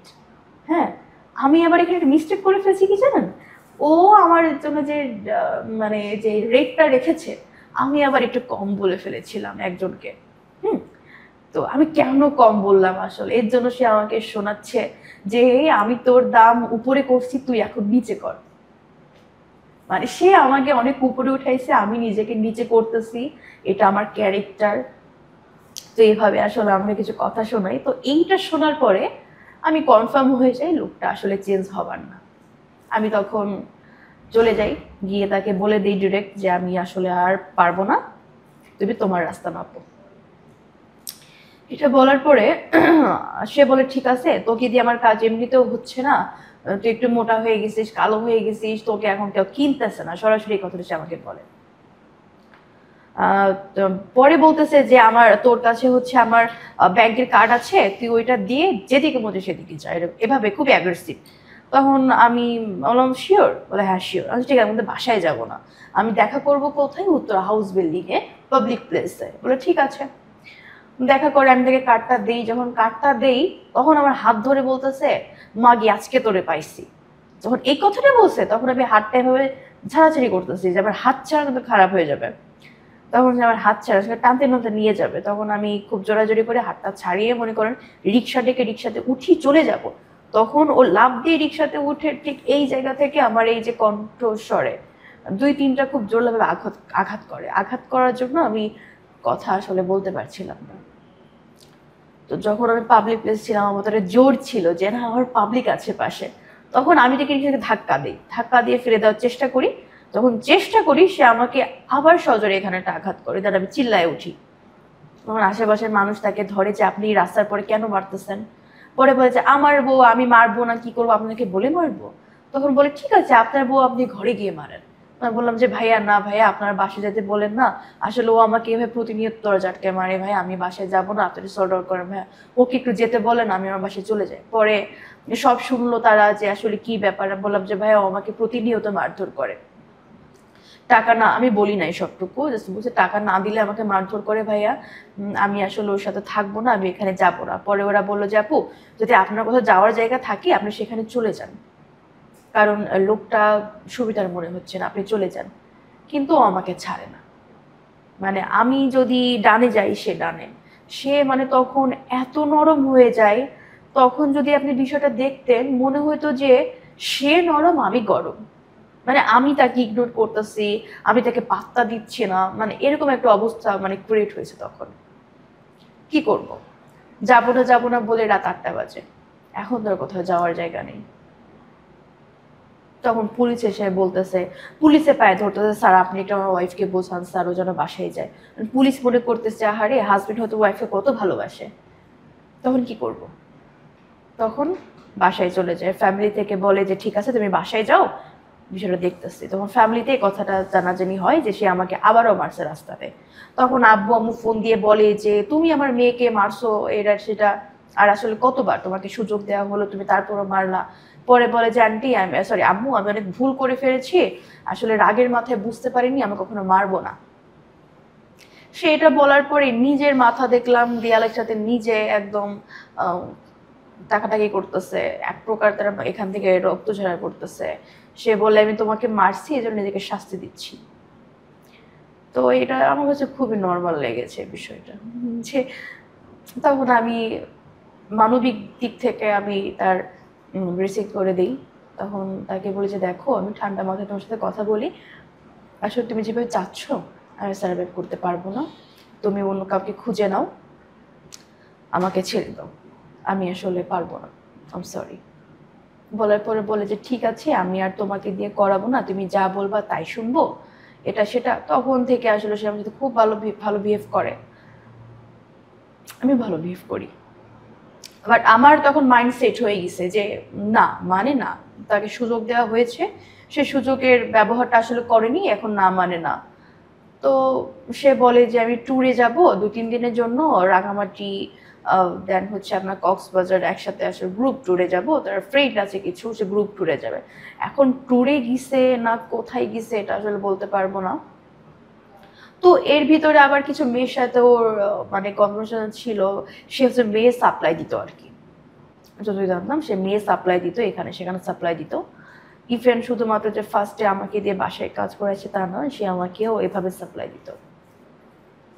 তো ওর আন্ডার অনেক মেয়ে আছে, তো ওই মেয়েগুলো নিয়ে কি বাইরে সাপ্লাই দিতে গেছে না কি এটা তো আমি আসলে জানি না। আমার মনে হয় যে ও দেশের বাইরে, যেহেতু পাসপোর্ট ছিল, দেশের বাইরে মেয়ে সাপ্লাই দিত। তো সে 3 দিনের জন্য বাইরে যায়, আর আমি 3 দিনে আমার একটা ফ্রেন্ড আছে, নামটা উল্লেখ না করি, ওর সাথে আগে বিষয়টা বলি যে এরকম এরকম হচ্ছে, আমি আসলে কি করব আমি বুঝতে পারতেছি না। কারণ দেখেন খুবই স্বাভাবিক না, আমার বয়স অনুযায়ী বা যে পরিস্থিতি এই অনুযায়ী, মানে আমি তখন হযবরল আসলে কি করব, মানে কেমনি কি বুঝে উঠতে পারতেছে না কি করব। তখন ও বলল যে আগে ওর থেকে অধিকারটা কেড়ে নিতে হবে, তুমি যার ওয়াইফ এটা বল অধিকারটাকে কাটতে হবে। তখন আমি ওদিন পালাই গেলাম, পালাই গিয়ে আগে ওকে ডিভোর্স দিয়ে আসলাম। ডিভোর্স দিয়ে তাকে লেটারটা দিয়ে বললাম যে তোমার ডিভোর্স লেটারে যে ছবি তুলে দিলাম, তুমি দয়া করে আমার সাথে আর কোনো কন্ট্যাক্ট করো না। এটা বলার পরে আমি থানায় গেলাম, যে তোমার ফ্রেন্ড বলছিল যে এটা যেহেতু মেয়ে সাপ্লায়ার, এটা অনেকের সাথেই করবে, তুমি কি চাও তোমার জন্য কোনো মেয়ে আসলে এইভাবে আবার জড়িয়ে যাক, একটা মেয়ে হিসেবে দায়িত্ব রয়েছে? হ্যাঁ অবশ্যই আছে। তো আমি থানায় যাই, থানায় গিয়ে আগে থেকে সবকিছু বলি, স্যার এরকম হয়েছে আমার সাথে। তো সে খুব সিম্পলি বলে যে আপনার সাথে হয়েছে, আপনি এতদিন কেন আসেননি, আপনি এখন কেন এসেছেন? কোন থানায় এটা? এটা হচ্ছে দক্ষিণখান থানা। তো সে আমাকে এভাবে দেখতেছে, পা থেকে মাথা অব্দি দেখে বলে আপনার সাথে হয়েছে তা আপনি এতদিন কেন আসেনি, এখন কেন এসেছেন? বুঝাই বললাম যে স্যার বিষয়গুলো এরকম, স্যার আমি এমন জায়গায় থাকতাম আমার পক্ষে না আসা সম্ভব ছিল না, যে আমি বা কল করব ওই সাহসটা স্যার আমার ছিল না। তারপরে বলে যে এখন কি করতে পারি বলেন, আপনি বলেন কি করব। তখন আসলে আমি উঠে এসেছি। তখন আমি আসলে মনে হয় যে আসলে এইটা নিয়ে আমি কিভাবে আগাবো, যেখানেই যাব সেখানে সবাই তো প্রশ্ন করবে যে আপনি এতদিন কোথায় ছিলেন। আমার মনে হয় তখন যে বোধহয় এটার কোনো বিচার পাবো না, দেন আমি আমার মতো চুপ হয়ে যাই। তাকে বলি যে দেখো তোমার দুটা পায়ে ধরি, আমার একটা সম্মান আছে, তুমি আর যাই হোক আমার সম্মানটা খায়ও না। এই যে আপু এই যে বিয়ের বয়সটাতে আমি না এত কিছু হয়ে গেছে, আমি না কখনো নিজের হাতে খাইতে দেই নাই। ও বলতে পারবে না কখনো যে বিয়ের পরে ও নিজের হাতে কখনো খাইছে। আমি কখনো কি নিজের হাতে খাইতে দিই না আপু। ও খারাপ ছিল, কিন্তু আমার মনে না ওই যে কথা আছে না, অন্ধ ভালোবাসা ছিল এটা, যে একটা সময় হয়তো ও ভালো হয়ে যাবে, অন্তত আমি ওকে ভালোবাসি, এই জায়গা থেকে হয়তো ভালো হয়ে বলবে যে না আমি এটা এত ভালোবাসে এটা না করি মেয়েটার সাথে। ওকে এত ভালোবাসতাম আপু। এই যে ও আমার ডিভোর্সের পরে হচ্ছে আমার আর ওর কিছু পার্সোনাল পিক ফার্স্টে হচ্ছে টিকটকে পাবলিক করে। যখন পাবলিক করে না আপু, আমি খুব ভেঙে পড়েছিলাম। আসলে যার জন্য নিজের জীবন, নিজের যৌবন, নিজেকে বদনাম করলাম, যার জন্য নিজের শরীরটাও বিলিয়ে দিলাম, দিয়ে যাকে এত ভালো রাখলাম, সে আমার ছবিগুলো কিভাবে পাবলিক করতে পারলো? তাকে একটু খারাপ লাগেনি যে আমি আমার, সে হতে পারে আমার প্রাক্তন স্ত্রী, বাট স্ত্রী তো ছিল একটা সময়, এটা আমি কিভাবে করলাম? আমার খুবই খারাপ লেগেছে। যাক, এটা যখন হয় তখন আমি তার জিডি করি, জিডি করে স্যারকে বলি স্যার দেখেন ও এরকম করতেছে, এটা সেটা। পরে বলে যে ঠিক আছে আমি কথা বলবো, তার বিষয়টা খুবই নর্মালি নেই। আর যেহেতু আপু আমি মধ্যবিত্ত ফ্যামিলি থেকে বিলং করি, আমি যে তার বিষয়ে একটা স্টেপ নিব ওই পরিমাণ সামর্থ্য আমার নেই। আমি আসলে কি করতাম? আমার করা ছিল কি, আমি তাদের জিডি করতে পারতাম, মামলা করার সামর্থ্য তো আমার আসলে নেই। স্যারকে বললাম স্যার এরকম, সে বিষয়টা খুবই নর্মালি নিল। একই থানায়? একই থানায়। কতদিন আগের কথা এটা? এটা আজ থেকে 3 মাস আগের কথা। তো বিষয়টা স্বাভাবিক নেওয়ার পরে আমি কি বলতে পারি?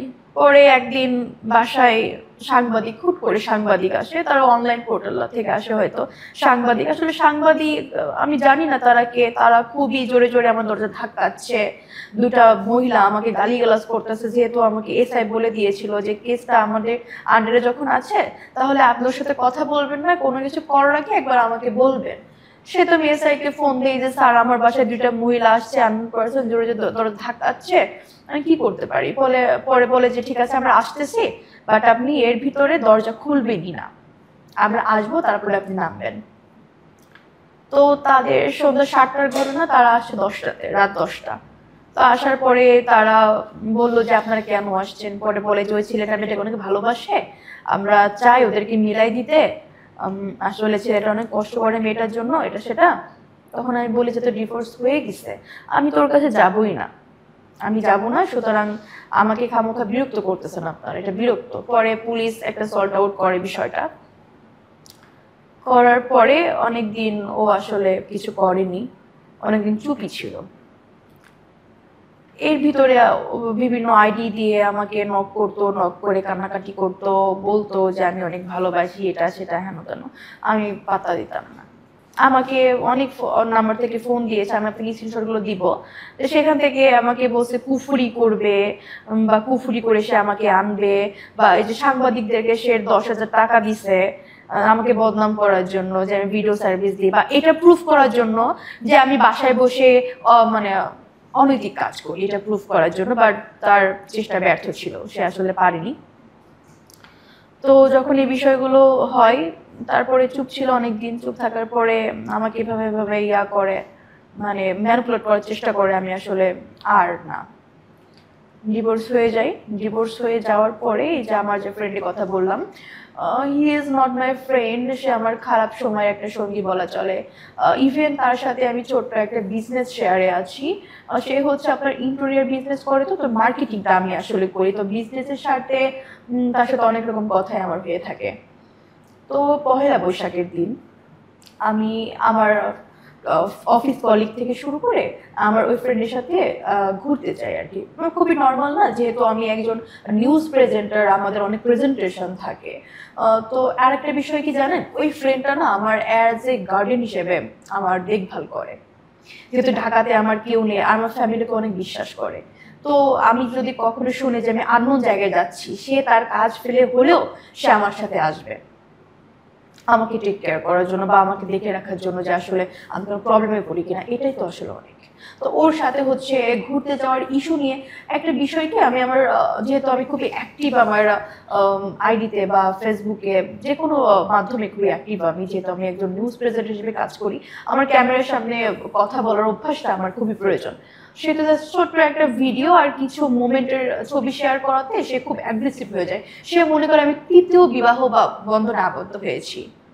আচ্ছা, একটা বিষয় আমি ক্লিয়ার করি, আমি যদি তৃতীয় বিবাহতে আবদ্ধ হইতাম তাহলে তো আমি এতটা বোকা না যে আমি এত আর্লি সবকিছু প্রকাশ করে দিব, তাই না? আমি একটা মানুষের সাথে ছবি বা আমার কলিগের ছবি শেয়ার করেছি মানে আমাদের ভিতরে কিছু নেই। যদি কিছু থাকতো আমি তো লুকাচুরি করতাম, তাই না?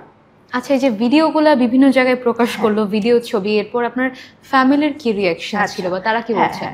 এই যে ওর সাথে ছবিটা আসলে আমার আইডিতে দেওয়ার পরে বা পোস্ট করার পরে সে মানে তার একটা সুযোগ দরকার ছিল আসলে, সে সুযোগটা পেয়ে গেছে। সে বিভিন্ন আমার ফ্যামিলি, আমার গ্রামের চাচি চাচা থেকে শুরু করে friend circle, office colleague, school friend, সবার কাছে জিনিসটা হচ্ছে পাঠায় একদম ধরে ধরে। মনে করেন আপনি আমার ফ্রেন্ড আছেন, তো আপনার ফ্রেন্ড আর কারা আছে, যারা আছে তাদের ফ্রেন্ডে কারা আছে, friend of friend, friend of friend, যারা যারা ছিল ও খুব সময় নিয়ে সবার কাছে আমার ওই ওই যে লাইভগুলো আর হচ্ছে আমার রিয়েল ছবিগুলো দিয়ে বলে এই মেয়েটা অমুক।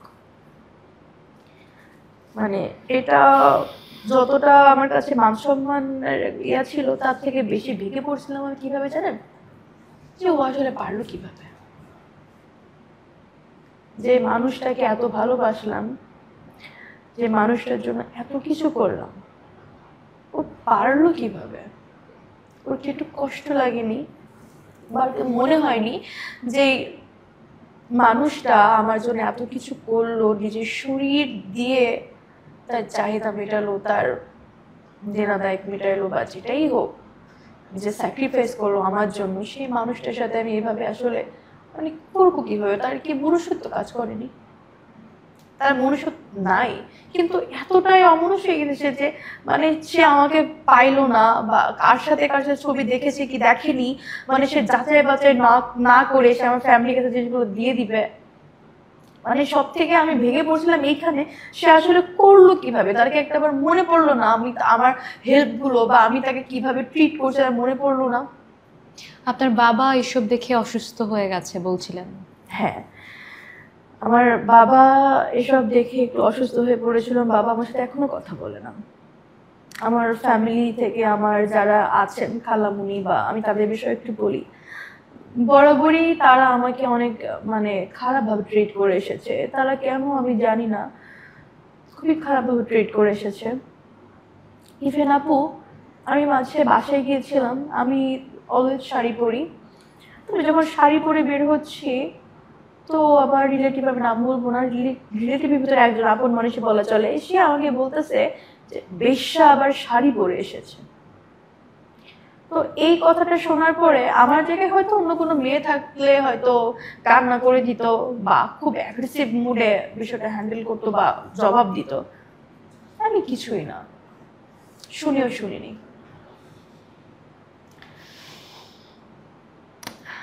তো ফ্যামিলি থেকে অনেকটা, যখন এটা প্রকাশ পায় প্রথম, তখন আমার ফ্যামিলি বলে যে কি আমার ওই যে আমি তার কথাই বলতেছি, নির্দিষ্ট একজন ফ্যামিলির ভিতরে, সে আমাকে বলে কি রে কত টাকা ইনকাম করলি, কত টাকা ব্যাংকে আছে, তো এরকম অনেক রকম কথা বলে যে তোমারে ল্যাংটা করে ছেড়ে দিছে বাজারে, তোমার বাপের কাছে ছেড়ে দিছে।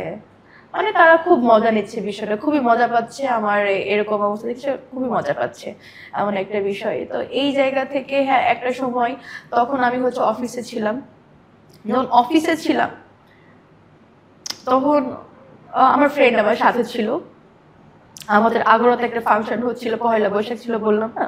তো আগরাতে তো আপনার আগরা বা মিনা বাজার সুপার সবগুলোতে হচ্ছে আপনার কখনো অফ হয় না, সেলের টাইমে হচ্ছে ট্র্যাডিশনাল শাড়ি পরে একটা থিম ছিল আমাদের। তো ও তখন ফ্যামিলির জন্য বাজার করতে আসছে আগরাতে। তো ও আমার রিয়াকশন দেখে বুঝতে পারছে কিছু একটা হয়েছে। তো যখন এটা হয়েছে তখন আমি আগরা থেকে বের হয়ে ছাদে গিয়ে আসলে লাফ দিতে চাই, আসলে একটা সময় তো নিতে পারতেছিলাম না। তো ও, আমি যতটুকু দেখলাম আমার ফ্রেন্ডটা আমার আমার পায়ে পড়ছে। যে তোর পায়ে পড়ি, তুই এই কাজগুলো করিস না। মানে ও আমাকে সামলাতে গিয়ে একটা টাইম ও অসুস্থ হয়ে পড়ে।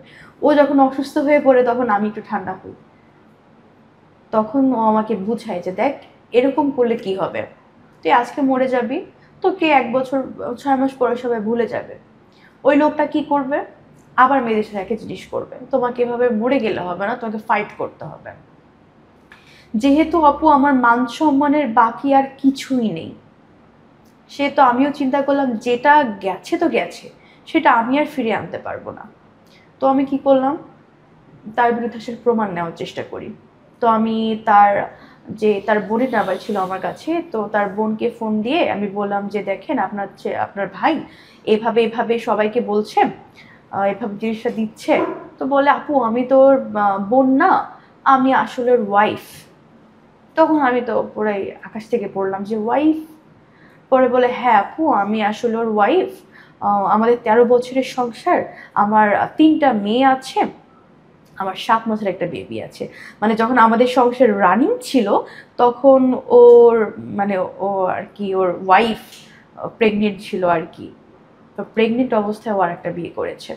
আর ওই যে বললাম আমি থাকা অবস্থায় বিভিন্ন মেয়ের সাথে মানে আপনি কখনো বুঝতে পারেননি যে ওনার আরেকটা ওয়াইফ আছে বা একসাথে আরেক ওয়াইফের সাথে গিয়ে থাকছে বা তার বেবি আছে, সে প্রেগনেন্ট হয়ে গেল, আপনি কখনো একসাথে থেকেও কি এগুলো বুঝতে পারেননি?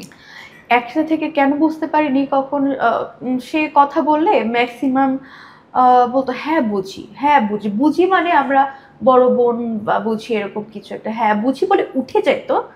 আর মানে রুমে আসতো না, দরজা লক করে সে কথা বলতো। আমি যখন বলতাম যে তুমি কেন বাইরে গিয়ে কথা বলো, তখন আমাকে বলতো তুমি আওয়াজ করবা, এর জন্য আসলে আমি তোমার সাথে কথা বলি না। আর ওই যে প্রেশারে থাকতাম সবসময়, এই জন্য ভয়তে কখনো জিজ্ঞেস করিনি। তবে সে আমাকে আমার মাথায় হাত রেখে বলছে, তার মৃত বাবার কসম খেয়ে বলছে সে আমাকেই বিয়ে করেছে আর কাউকে বিয়ে করেনি, সে আনম্যারিড পার্সন এরকম। তো এই যে ওয়াইফের সাথে এই ঘটনা মানে কথা হওয়ার পরে তার ওয়াইফ আমাকে বলে যে শুধুমাত্র আমার সাথে নয়, এরকম অনেক মেয়ের সাথেই করেছে। একটা মেয়ের সাথে, মেয়েটার বাসা হচ্ছে ব্রাহ্মণবাড়িয়া, তার নাম হচ্ছে মিতা। তো এই মিতার সাথে সে 2 মাস লিভিং এ ছিল। যখন সেম কাজটা ওর সাথে হয়, মেয়েটা ভালো বিধায় মেয়েটা পালাই যেতে পারছে, বিয়ে হয়নি তো জোর খাটাতে পারেনি। তারপরে হচ্ছে আরেকটা মেয়ে আছে, নাম হচ্ছে আখি। ওই মেয়েটার সাথে সেম, মেয়েটার বাসা হচ্ছে রাঙামাটি। ওইখান থেকেও সেম মেয়েটাকে দিয়ে এভাবে এভাবে আরো অনেকে ছিল তাদেরকে পাচার করতো। ইভেন ওর যে স্টিল ওয়াইফ, তাকেও সে অফারটা করছে যে এভাবে করতে হবে হ্যান ত্যান, বাট তার ওয়াইফ রাজি হয়নি। রাজি না হওয়াতে তার ওয়াইফের সাথে সে থাকতো না, ওয়াইফের খোঁজ খবর নিত না। হ্যাঁ, রাজি দেখেন তার কাছে একটা পয়েন্ট ছিল, তার সাথে তার সম্পর্ক বা বৈবাহিক সম্পর্ক 13 বছরের। সে তার শ্বশুর বাড়ি থেকেছে, সে 3টা বাচ্চার মা, তার ননদ, তার সবাই জানে তাদের বিষয়ে। হয়তো এর জন্য সে তাকে ফোর্স করে আসলে পারি না কি আসলে করেছে এ বিষয়টা আমি জানি না। তবে সে যতটুকু আমাকে বলেছে যে তাকে অনেকে ফোন দিত, ফোন দিয়ে অফার করতো আমার সাথে 1 রাত থাকে না, তাকে এত দিব। তো যখন এই ফোনগুলো আসতো সে তার হাজবেন্ডকেই ধরতো, কারণ তার হাজবেন্ড এই মেন্টালিটি সে আগেই জানতো। তার মানে তার সাথে বিয়ে যখন হয় সে এই কাজটা আগেও করেছে, যতটুকু মনে হলো আমার কাছে। তো যখন আমি শুনলাম যে শুধুমাত্র আমার সাথে একা না, আরো অনেকের সাথে করেছে, আর ওর ওয়াইফকে রেকর্ডে শুনতে পারবেন, ওর ওয়াইফকেও বলেছে ও যদি আমাকে 1 সপ্তাহের ভিতরে ম্যানেজ করতে না পারে তাহলে ও আরেকটা মেয়ের কাছে যাবে। তখন আমার মনে হলো কি জানেন, এই যে মেয়ে নিয়ে খেলাটা, মেয়ের জীবন নিয়ে খেলাটা, ও আসলে খুব একটা পুতুল খেলার মতো পেয়ে গেছে। যে মনে হলো আনলাম, খেললাম, ফেলে দিলাম। তখন মনে হলো যে যদি আমার একার জন্য যদি আরো 10টা মেয়ে বেঁচে যায় ওর হাত থেকে, তাহলে এটা আসলে আমার বলি তো বলি না, এটা আমার জন্য যদি আরো 10টা মেয়ে স্বাবলম্বী মানে বিপদ থেকে উদ্ধার হয়, সমস্যা নেই তো আবার। কারণ আমি প্রথম থেকেই ছোট থেকেই খুবই প্রতিবাদী একজন নারী আসলে। আহ, আমি সব সময় সব কথায় সব জায়গায় প্রতিবাদ করার চেষ্টা করি।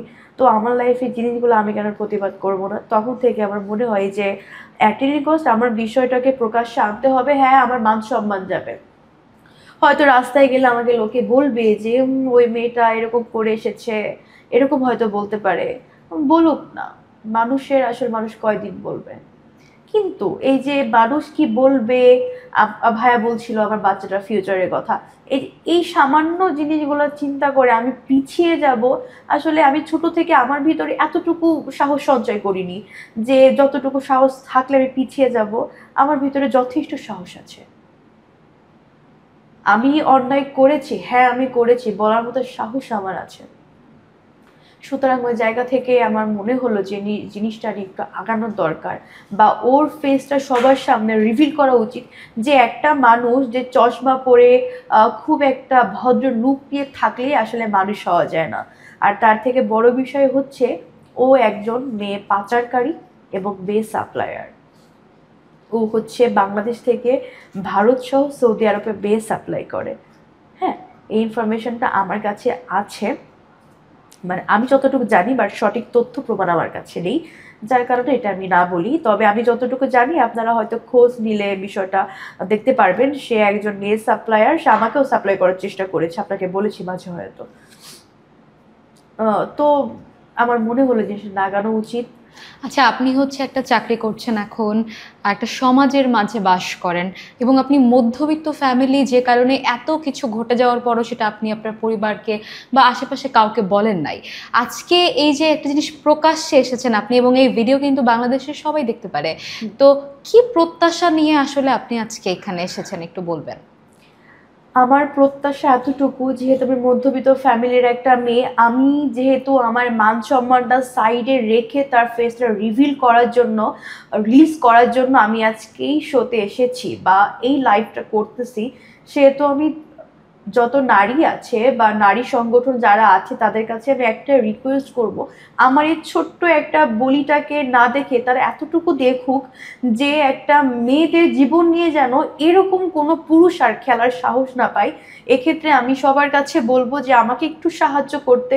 আমি মধ্যবিত্ত ফ্যামিলির, ওর বিরুদ্ধে মামলা লড়ার মতো সামর্থ্য আমার নেই। আমি চাই কেউ আমার পাশে আসুক, যে আমাকে আর্থিকভাবে সাহায্য করুক ওর বিষয়ে মামলা লড়ার জন্য। কারণ আমার কাছে মামলা চালানোর মতো খরচ বা সামর্থ্য আমার নেই। আর ওকে এভাবে ছেড়ে দিলেও আজকে আমার জীবন করছে, কালকে যে আপনার করবে না এটা তো কোনো গ্যারান্টি নেই, তাই না? আপনি চিনতেছি তাকে, সবাই তো চিনতেছে না। সবাই তো ইনোসেন্ট লুক দেখে হয়তো মনে করবে যে হ্যাঁ বিষয়টা, ছেলেটা হয়তো ভালো।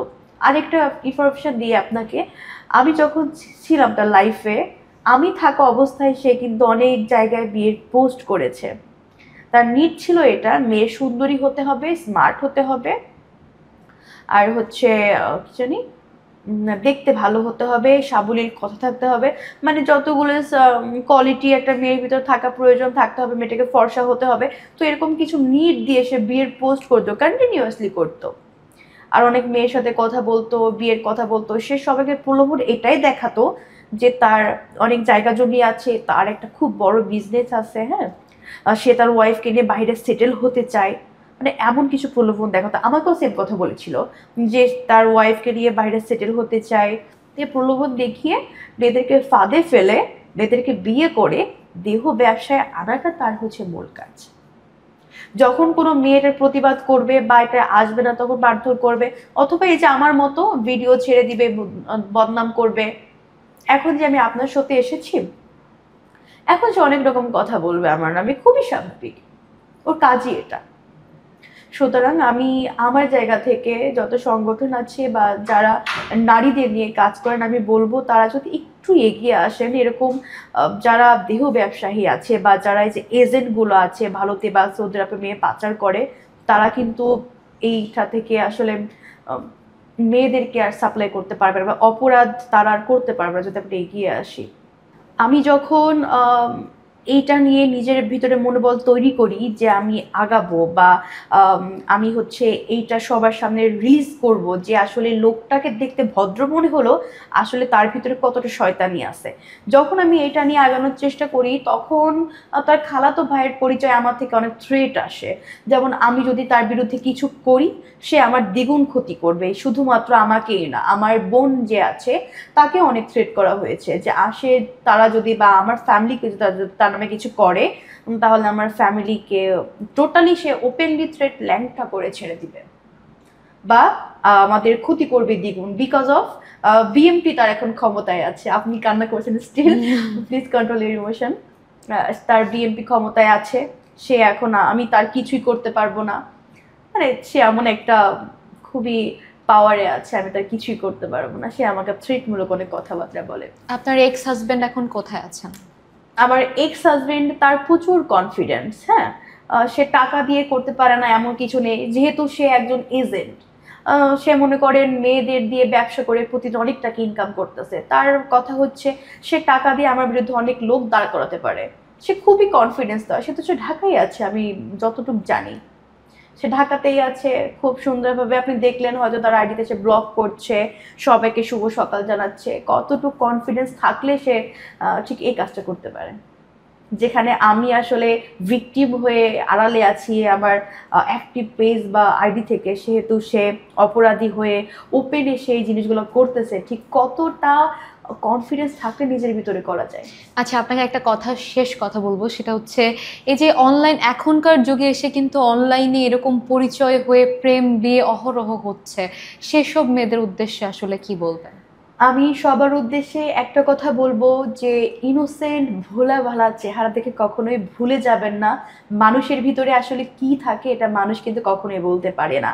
আর যে বিয়ের মতো সিদ্ধান্ত, আমি মনে করি প্রতিটা মেয়েকেই আগে তাকে যাচাই বাছাই করেন, তার ব্যাকগ্রাউন্ড যাচাই বাছাই করেন, তাকে দেখেন মিনিমাম 1 বছর, তাকে দেখেন, তারপর এটা বিয়ের মতো সিদ্ধান্তে যাবেন। আমি বলবো না যে সবাই এক, মানুষের ভিতরে ভালো খারাপ আছে। তারপরও বলবো যে যারা খুব সহজে আপনাকে বিয়ে করতে চাচ্ছে বা দেখছেন খুব সহজে আপনার সাথে মিশে যাচ্ছে, তাদেরকে বলবো একটু সাবধান থাকবেন।